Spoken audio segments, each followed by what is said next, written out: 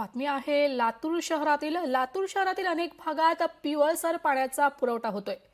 काँग्रेसचे आमदार अमित देशमुख यांनी याची दखल घेतली आहे। लातूर शहरातील अनेक भागात गेल्या काही दिवसांपासून नळाला पिवळसर पाणी येते। या संदर्भात नागरिकांनी केलेली तक्रारीची दखल घेऊन लातूरचे आमदार अमित देशमुख यांनी महापालिकेत आढावा बैठक घेतली आहे। यावेळी खासदार डॉक्टर शिवाजी काळगे यांची उपस्थिती होती। शहरात नळाला पिवळे पाणी येणं ही गंभीर बाब आहे। त्यात तातडीने सुधारणा करून शहरात स्वच्छ पाणी पुरवठा करावा अशी सूचना आमदार अमित देशमुख यांनी केली आहे।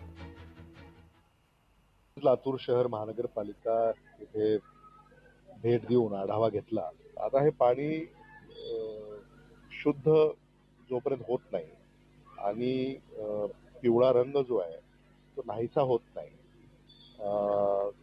तोपर्यंत त्यांनी पाणी सोडू नये, कारण जीवित धोका सुद्धा मनुष्याला होऊ शकतो। तर या संदर्भामध्ये आम्ही त्यांना सूचना केलेल्या आहेत। त्यांनी काही तांत्रिक बाबी समोर आणल्यात, त्याच्यावर ते मात करतील आणि शुद्ध पाणी पुरवठा लवकरच लातूरला सुरू करावा असा आग्रह आम्ही धरलेला आहे। लोकशाही मराठी ऐका, पहा, जागरूक रहा।